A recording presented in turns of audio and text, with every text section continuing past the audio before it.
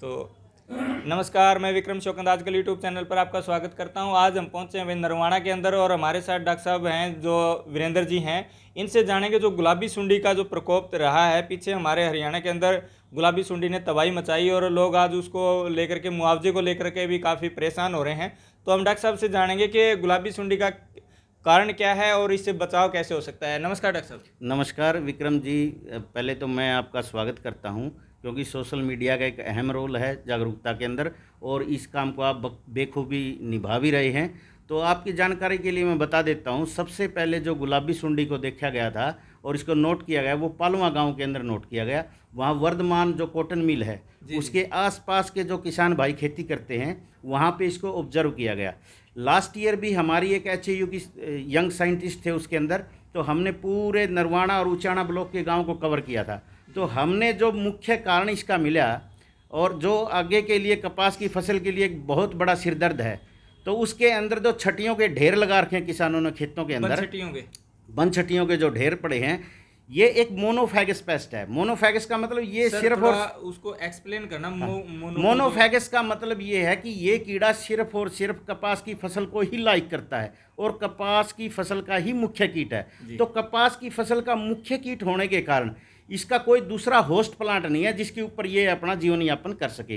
तो इसके कंट्रोल के लिए, इसके प्रबंधन के लिए सबसे पहले ज़रूरी ये है कि किसान भाई अगले बिजाई के सीज़न से पहले अपने बनछटियों के जो ढेर पड़े हैं खेतों के अंदर, मरीडे बोलते हैं जिसको अपनी लोकल भाषा में, उसको वहाँ से सैनिटाइज करें।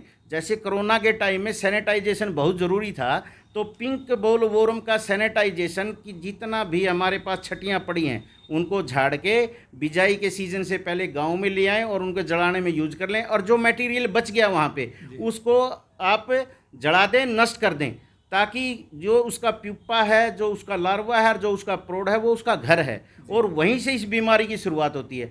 हम इसके प्रचार प्रसार के लिए जितनी भी कॉटन मिल्स हैं उनकी भी एक मीटिंग बुला के उनको भी हम जागरूक कर रहे हैं कि आप जितना भी बिनोड़ा रख रहे हैं, जितनी भी इसकी, ताकि ये आगे प्रोपेगेट ना हो सके, आगे गांव में ना जा सके। जो आपका कचरा बच जाता है जिनिंग के बाद, उस कचरे को भी आप जला के नष्ट कर दें ताकि इसका जो प्रौढ़ है वो डिसेमिनेट ना हो जाए। और वहीं से इसकी शुरुआत देखी गई थी। तो सबसे पहला और मुख्य चीज़ है इसके प्रबंधन के लिए वो यही है कि किसान भाई इसमें पूरी जागरूकता के साथ और एक मास लेवल पे पूरे गांव का गांव खड़े हो जाएं इसके अंदर कि हम बनछटियों के ढेर अपने खेतों में बिजाई के सीज़न से पहले नहीं रहने देंगे। जी, तो डॉक्टर साहब, मैं बीच में आपने बोला कि पालवा गांव के अंदर इसको सबसे पहले देखा गया था। हाँ।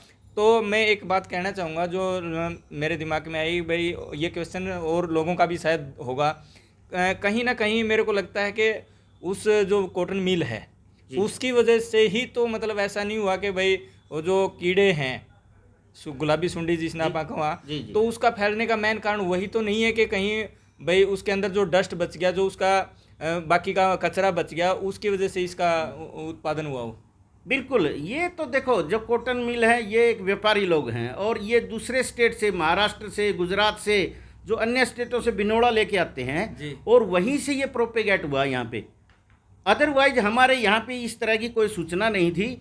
और जो जिन्हीं के बाद जो कचरा बच गया उसके अंदर से ही वो पतंगा निकल के और वो डिसेमिनेट हुआ है। पहले पर्टिकुलर गांव में ही ऑब्जर्व किया गया, उसके बाद साथ लगते 8-10 गांव में फैला, उसके बाद पूरे ब्लॉक को कवर किया, उसके बाद पूरे सब डिवीज़न को लिया डिस्ट्रिक्ट लेवल पे। अब ये पूरे हरियाणा में जो कॉटन बेल्ट है वहाँ पे पहुँच चुका है। और इसका जो रोकथाम है, सबसे पहला काम यही है कि हमारे जो कॉटन व्यापारी भाई हैं, मिल मालिक हैं, वो भी इसको अपने ढक के रखें और किसान भाई अपने बनछटियों के ढेर को अपने खेतों से उठा के बाहर कर दें। जी, तो जो आप वो ढैंसे वाली बात बोल रहे थे ना, तो वो बोल दियो, ये बीच में काट दें, कोई बात नहीं।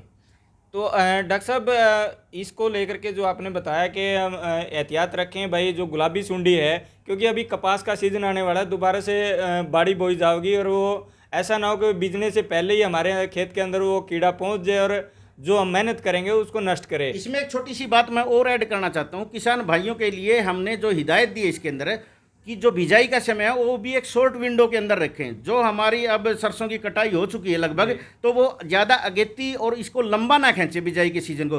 तो किसान भाई कोशिश करें कि 15 अप्रैल से और 15 मई तक इसकी बिजाई सुनिश्चित कर लें। 15 अप्रैल से 15 मई तक पूरा एक करना महीने के सुनिश्चित कर लें, 1 महीने के अंदर इसको पूरा कर लें। और किसान भाइयों के लिए मैं एक मैसेज और छोड़ना चाहता हूं कि कृषि विभाग किसान भाइयों को हरी खाद के लिए ढांचे का बीज है वो उपलब्ध करवा रहा है 80% अनुदान पे।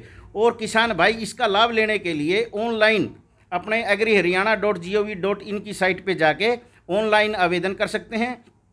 एक किसान भाई को मैक्सिमम 10 एकड़ तक का बीज उपलब्ध करवाया जाएगा, जो कि 80% अनुदान पे किसान भाई हरियाणा बीज विकास की निगम की दुकान पे जाके इसको प्राप्त कर सकते हैं। वो रजिस्ट्रेशन दिखा करके। हाँ, रजिस्ट्रेशन 25 मार्च तक ही खुला है। अतः किसान भाइयों से ये निवेदन है कि 25 मार्च से पहले पहले अपना आवेदन ऑनलाइन सुनिश्चित कर लें।